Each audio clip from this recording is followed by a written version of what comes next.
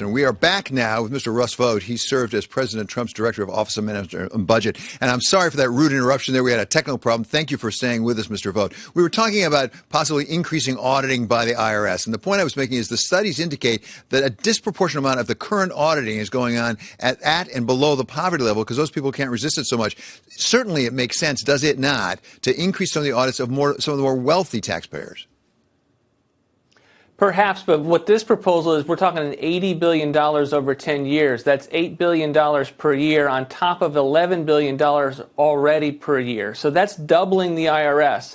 So I don't think you're going to be seeing just a couple of audits at the higher wage incomes. I think you're going to be seeing the vast majority of American people getting audited on a much more regular basis. And I don't think the American people want a bill that's framed as leave no audit left behind. Let's talk about the larger question about the relationship between tax rates on the one hand and growth on the other. Listen, none of us likes to pay taxes. I certainly like to pay taxes. But ultimately, I think the question, and you would agree, is what's it going to do to the economy? Are we going to grow the economy? And if you go back through history, on the personal tax level, in the 50s, it was in the 90s, and you got down to the 70s and 80s and the 60s when there was pretty good growth. And similarly, on the capital gains, actually, if you go back to the Reagan administration, it was up like at 40% capital gains, and there was pretty good growth. So why do we think that increasing the tax rates really will hurt growth? Well, because you're going to reduce investment and the ability to invest in productivity. I mean, that's the last thing we want to do is tax savings, tax investment.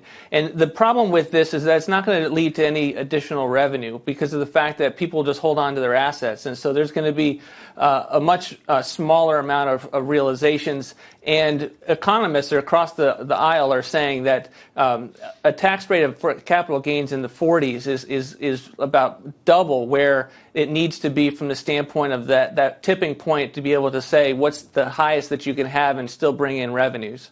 So politically, because you understand the politics as well as the economics, politically, does it make some sense to say, okay, we may have some taxes on some people, by the way, not the middle class so much, more the upper class, in order to get more jobs for the middle class? Wouldn't there be a lot of voters, including perhaps some Republican voters, who might say, that's not such a bad deal? I don't think so, because I think one of the things that when we're trying to get out of a recovery and we're trying to make it as close to a V-shaped recovery as we possibly can, I don't think anyone wants to raise taxes. I think those are conversations you have when you haven't come out of a massive once-in-a-generation pandemic and economic shock. And it's, even if we're in that kind of conversation, I think most people, as these things move through Congress and they realize that a lot of businesses file as individuals, that we're not just talking wealthy individuals here, but we're talking about a lot of mom-and-pop enterprises that are crucial job creators. I think that's going to be seen how the debate unravels. And given the majorities in both the House and the Senate, I think this could face some pretty severe headwinds.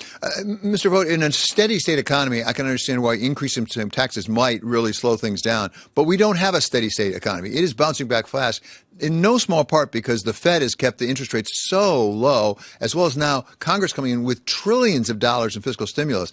Given that, isn't there enough momentum behind the economy that some tax increases, particularly for the wealthier people, will not really deter the economy? Well, we are starting from a very low point, that is for sure. But if we're trying to make it as close to a V-shape, remember, it goes down and goes up as fast as we possibly can, we don't want any drag. We don't want any drag from the policies that we put in place, and we don't want to tax investment. And there will be a limit to what the Fed can do, particularly as concerns about inflation heats up, and we'll see where that ends. We don't have all the data yet for that right now, and so I think we can't just rely all on the Fed and expect that we can just spend our way into prosperity and somehow tax our way into prosperity. Mr. Vought, thank you so much for being with us and also for your great patience as we had those technical difficulties. That's Russ Vought. He's president of the Center for Renewing America and former OMB director under President Trump.